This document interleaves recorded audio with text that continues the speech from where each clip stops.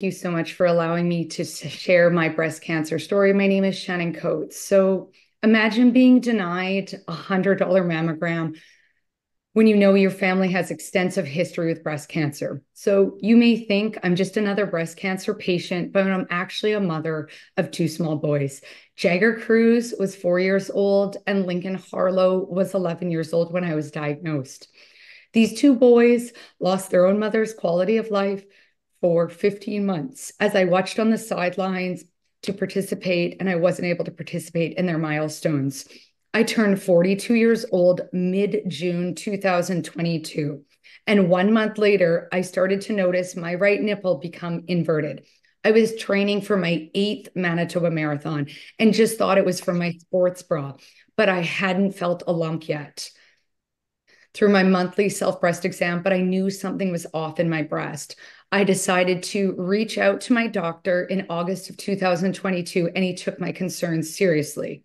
On August 10th, 2022, I went for my first mammogram in my life at age 42. I'd never had one because I'd always been denied. When I lived in Montreal from age 25 to 35, I was also denied mammograms. Now that I reside in Winnipeg, I was again refused mammograms from age 40 to 42.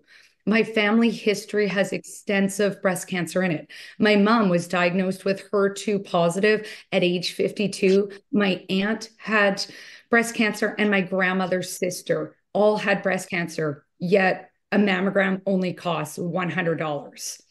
On August 10th, 2022, at 5:11 p.m., I received that dreaded call from my doctor that confirmed it was breast cancer. And the fact that I had been denied all these years of breast cancer. On August 22nd, 2022, I had a biopsy on my right breast confirming that I had HER2 positive triple negative stage 3, the most aggressive form of breast cancer you can have, costing a minimum of $110,798,000. I began my chemotherapy in August 3rd, 2022. Ironically, it's Breast Cancer Awareness Month. And I had an instant allergic reaction to Herceptin, one of the drugs that I get. Chemotherapy side effects paralyzed my body for 14 days straight each round and were so harsh that I lost my ability to walk, eat food, and I was a shell of myself. I endured chemotherapy every 3 weeks for 16 rounds. Halfway through my treatment, the pain from my neuropathy, bone aches, quality of life had become so bad that I considered stopping chemotherapy. But I decided to go on a drug called methadone. And currently, I am still on methadone because of the ongoing side effects. The port that was put into my chest for chemotherapy within 3 months became infected, and I required emergency surgery in January 2023. Yet again, another traumatic event I had to endure on my cancer journey. February 13th, 2023, I had a double mastectomy with DIAP flap reconstruction to remove the tumor, only to find out that the tumor had spread to my lymph nodes in my right armpit. I ended up having 3 drainage tubes and 15 staples in my armpit. Now I wear this compression sleeve and a compression bra to prevent getting lymphedema.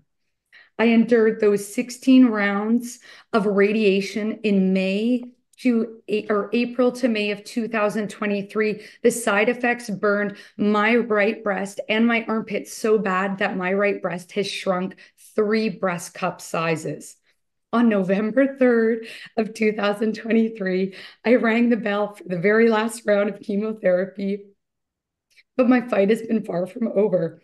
When my pathology report came back, my double mastectomy had mutated to HER2 positive, triple positive, and now I take a daily medication, daily called tamoxifen, that has pushed me into early menopause.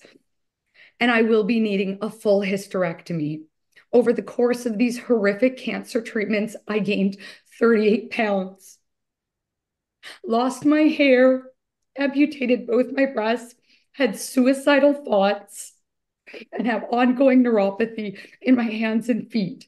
I have brain fog, memory loss from the chemotherapy, hot flashes, extreme fatigue, bone ache so badly that I, at 43, can barely go downstairs. I was a marathon runner, and now I can barely go downstairs. It's humbling and humiliating. I actually have my next surgery this Thursday. So in a couple days, I will be going to fix and have adjustments done to what I've had already. My breast cancer could have been found at age 40, 41, or 42, but no one would allow me a $100 mammogram in Manitoba. It infuriates me that I've lost 15 months of my children's lives. My 4-year-old son, Jagger, wouldn't let me put him to bed each night or even hug him for 15 months. Why, you may ask? Because my son thought he could catch my breast cancer. Breast cancer doesn't discriminate, so early detection, like early mammograms being offered at age 40, can help find breast cancer at an earlier stage, most likely to be treated and can be successful. A diagnostic mammogram costs around $100. A test that can save lives, reduce the intensity of treatment in women in the prime of their lives, like myself. But this was never an option with the current health guidelines. It's time for Manitoba to wake up, change the guidelines to age 40 so for early detection, so we can prevent our mothers, daughters, sisters, aunts, and grandmothers a brighter future. Thank you so much for allowing me to share my breast cancer story with